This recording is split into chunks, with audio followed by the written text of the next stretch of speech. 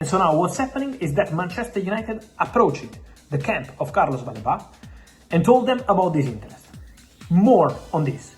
Brighton don't want to lose the player, so it's going to be very tough, very difficult. More than difficult, probably. At the same time, from player side, they didn't receive no. So Baleba didn't say, no, I don't come to Man United because you don't have European football, because of this, because of that. No. Carlos Baleba didn't close the doors to Manchester United. They are aware, from those close to Carlos Baleba, that Brighton don't want to lose the player. So it's going to be very difficult. Again, very, very difficult. But Baleba didn't close the doors to Manchester United, from what I understand tonight.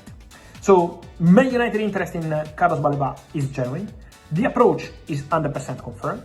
Now, with Brighton, we all know how difficult it is to negotiate. Imagine, in a few days, the Premier League will start, and so it's going to be even more difficult. And also, at the moment, is seen by all parties as a complicated deal. But it's showing the ambition of Man United. After Mateus Cunha, after Brian Mbeumo, and soon Benjamin Sesko, they want an important midfielder, and they are trying for Carlos Baleba. So Manchester United are going for a midfielder. Baleba is their dream target. The Aston Villa Garnacho deal is done, completed, and it's a here we go. My understanding, and it's an important point, let's enter into all the details of this story. Loan with an obligation to buy, salary covered by Aston Villa. Chelsea sources believe that the obligation to buy is very, very easy, extremely easy, almost a guaranteed. Signing of Alejandro Garnacho for Aston Villa in 2027. So that's an important condition, that's an important point. There is a almost guaranteed obligation to buy. So Garnacho is expected to be a Villa player by 2027. The contract he signs now with Aston Villa, with this potential but almost guaranteed move to Aston Villa from 2027, is valid for 4 years. And then the role of Unai Emery, because Garnacho today was in Birmingham, he met with Unai Emery, giving the final green light to the deal. But my understanding is that in the last, let's say, 2-3 days, Unai did an incredible job. Because the initial idea of Alejandro Garnacho was not to reject Aston Villa. The idea of Alejandro Garnacho was to leave England and try a different chapter, maybe Italy, maybe Spain. He was in negotiations with Roma.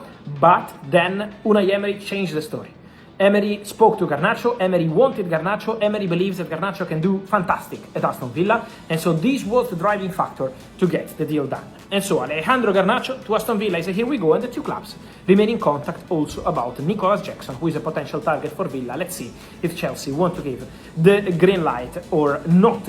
I also wanted to discuss just quickly more on Chelsea, because it's true, as reported by the English media in the last 24-48 hours, Alex Scott is a player that Chelsea approached. So Chelsea tried to understand the situation about Alex Scott, but Bournemouth don't want to sell the player. So at the moment, it's still closed doors. But Chelsea tried for Alex Scott.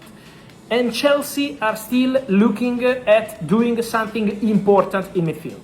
So Chelsea next bomb after Morgan Rogers could be a new midfielder. Apart from the centre-back situation, we know about Lacroix, apart from what they're exploring for several positions, the midfield is something we should not underestimate.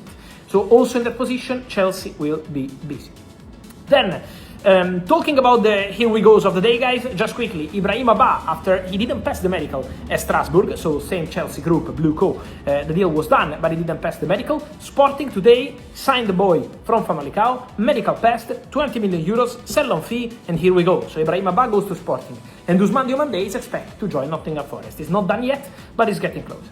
Then, important to mention some things about Real Madrid before we jump into wingers. On Real Madrid, guys, let me tell you, first of all, today, new rumors on Aurélien Tchouaméni and Manchester United. United still trying, United want to make it happen, United want Tchouaméni. Guys, I told you, first of all, several times in May, in April, in June, that Tchouaméni is considered internally at Man United as the dream midfielder, the perfect midfielder, in terms of leadership, being an elite player, international, defensive midfielder, the perfect next one after Casemiro. But Casemiro today signed at Inter Miami, it's official, it was an exclusive story from March. But on Tchouaméni, guys, my understanding is that he already signed the new contract with Real Madrid. So everything is done. The new contract is signed. He's a really important player for Jose Mourinho. Mourinho was pushing to keep Tchouaméni. So the understanding is that Tchouaméni is staying at Real Madrid and signing a new contract. That's the clear feeling around Aurélien Tchouaméni. And then after Tchouaméni, we have more to say also on more players at Real Madrid, because we clarified that situation, but it's also important to mention, first of all, the situation of Eduardo Camavinga. Many questions on Camavinga for Chelsea, what happened with Manchester United and all the rest. Guys, what happened is the following.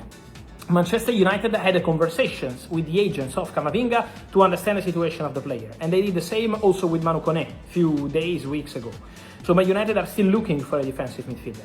But as I always told you on Camavinga, the only way to get Camavinga, whether it's Man United or any other club, is to get a green light from the player. And at the moment, the message coming from Camavinga, and it's the same May, June, July, is that Camavinga wants to work under Jose Mourinho and then try to stay at Real Madrid, try to revive his career at Real Madrid.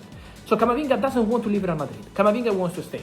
Then, if from now to the end of the window, at some point, Real Madrid will talk to Camavinga, Mourinho will talk to Camavinga, maybe Camavinga will talk to them, we will see, I don't know. If at some point something changes and Camavinga opens doors to an exit, for sure Premier League is a very likely destination. But at the moment, the desire of Camavinga remains to stay at Real Madrid. Camavinga wants to continue at Real Madrid and wants to play for Real Madrid next season. Then, again, we will see what happens from now to the end of the summer. At the moment, this is the position, so we have to wait and see what's gonna happen there. Then also many questions on Gonzalo Garcia. It's true that Fulham have an interest. It's not a new interest also because Arbeloa knows the player so well and appreciates the player. Remember that Arbeloa in January decided for Gonzalo Garcia to stay. He had many proposals from Germany, from Italy, from Spain, from England. Arbeloa said the player is staying here and it is going on loan. So this is the level of trust Arbeloa has for Gonzalo Garcia.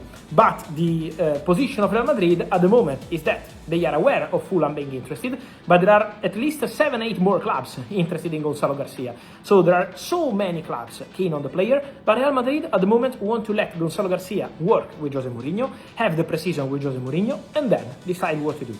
At the moment there is still no green light from Real Madrid for the exit of Gonzalo Garcia, while there is, as I told you yesterday, for example, a green light for the exit of Mastantuono, only on loan, and then for the situation also of Raul Asensio. Then guys, talking about wingers as well, I wanted to clarify something more on several situations. The first one, Crescencio Somerville to Al Hilal, the deal is agreed. The player said yes to Al Hilal, and it's a here we go. The transfer is going to be worth £55 million plus 10 in add-ons for West Ham, and so Crescencio Somerville moving to the Saudi Pro League, moving to Al Hilal. Then, many questions on two more cases. Magnus Akaliush and Jan Diomandé with Red Bull Leipzig. So, for Magnus Akaliush, guys, I'm aware of many questions about Liverpool, but at the moment, guys, on Akaliush, I maintain my information. Akaliush is in negotiations with Paris Saint-Germain, there is an agreement on personal terms, and there is a negotiation underway between Paris Saint-Germain and Monaco. So talks are ongoing for Akaliush to Paris Saint-Germain. Then, if there is going to be any hijack, as it happened, for example, for Morgan Rogers, who had to go to Arsenal and end up at Chelsea, I will let you know. But at the moment, the feeling is still that Paris Saint-Germain are leading the race for Magnus Akaliush. Should anything change, I will let you know, as I will let you know on Barcola. Because on Barcola, I maintain my position. Remember what I keep telling you about Barcola and Liverpool. And then, guys, on Jan Diomandé, Paris Saint-Germain are aware of more clubs trying to enter the deal. I told you last week about Arsenal calling. I told you that there is interest from several clubs trying to understand, is the deal closed? Is there a chance to enter the move? So this is why Paris Saint-Germain are aware of the situation, but PSG remain in negotiations with Leipzig. PSG are not leaving the track. PSG remain in talks with Jan Diomandé, with Leipzig for Jan Diomandé. So that remains the case. Should anything change, I will let you know.